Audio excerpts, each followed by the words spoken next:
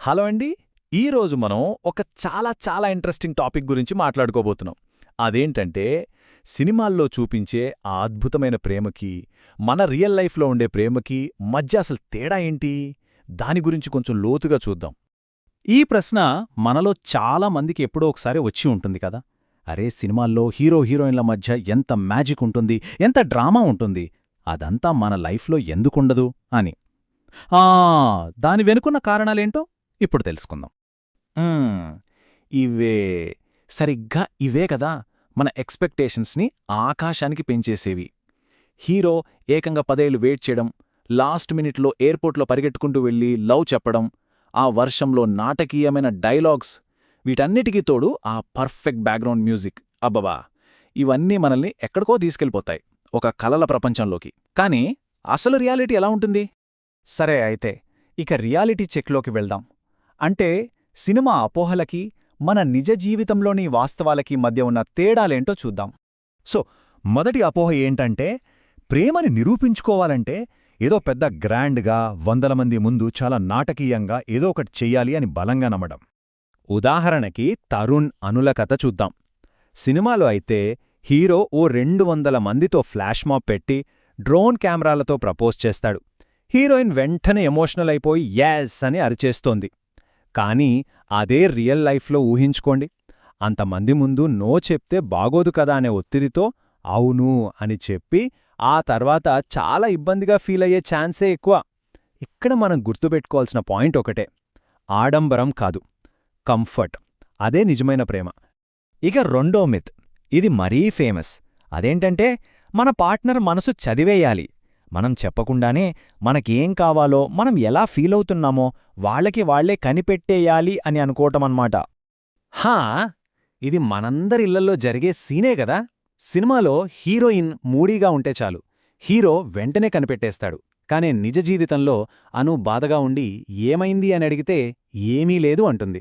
పాపం తరుణ్ కూడా ఓకే అనుకుని తన పని తాను చేసుకుంటాడు.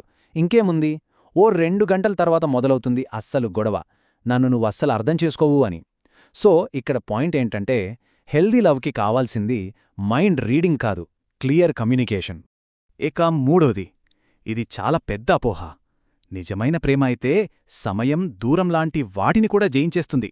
ఎలాంటి ప్రయత్నం లేకుండానే, ఏ మార్పులు రాకుండానే అది అలాగే నిలబడుతుంది అని నమ్మడం. సినిమాలో హీరో 10 ఏళ్లెదురుచూస్తాడు, హీరోయిన్ తిరిగొచ్చేస్తుంది, హ్యాపీ ఎండింగ్. కాని నిజ జీవితంలో అలా జరుగుతుందా? అస్సలు జరగదు.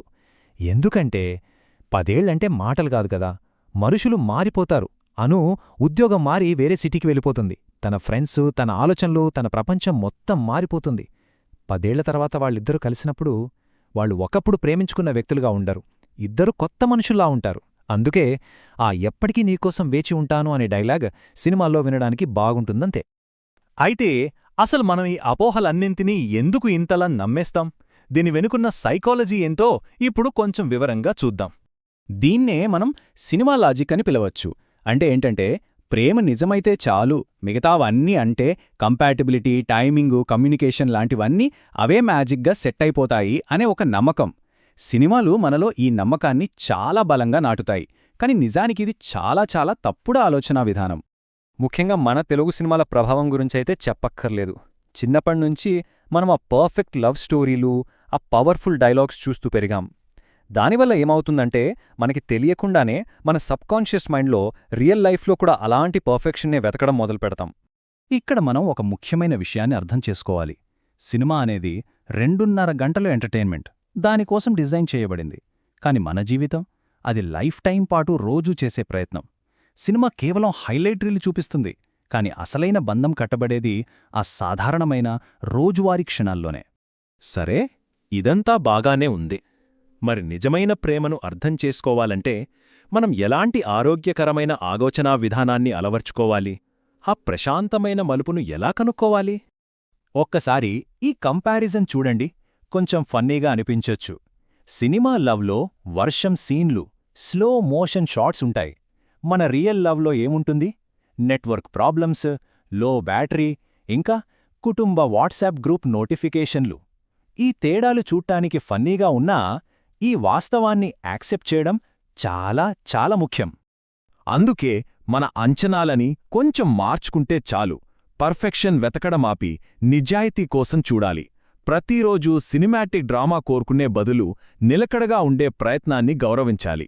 ముఖ్యంగా సంఘర్షణతో కూడిన ప్రేమకు బదులు ప్రశాంతమైన ప్రేమనెంచుకోవాలి. చాలామంది తెలియక డ్రామాను, ఎమోషనల్ హైస్ని ప్రేమ అనుకుంటారు. కానీ ఒక బంధంలో అన్నిటికంటే విలువైనది, కానీ చాలా తక్కువగా అంచనా వేయబడేది ప్రశాంతత. అవును, పీస్ఫుల్ పార్ట్నర్షిప్ అనేది నిజంగా ఒక గొప్ప లక్ష్యం. ఒక విషయం గుర్తుంచుకోండి, మీ బంధం సింపుల్గా, పెద్దగా డ్రామా లేకుండా ప్రశాంతంగా సాగిపోతోందంటే బహుశా అది చాలా ఆరోగ్యంగా ఉన్నట్టే లెక్క. ఎందుకంటే నిజమైన ప్రేమ ఎప్పుడూ నాటకీయంగా ఉండాలని రూలేమీ లేదు. కొన్నిసార్లు నిజమైన ప్రేమ చాలా ప్రశాంతంగా ఉంటుంది.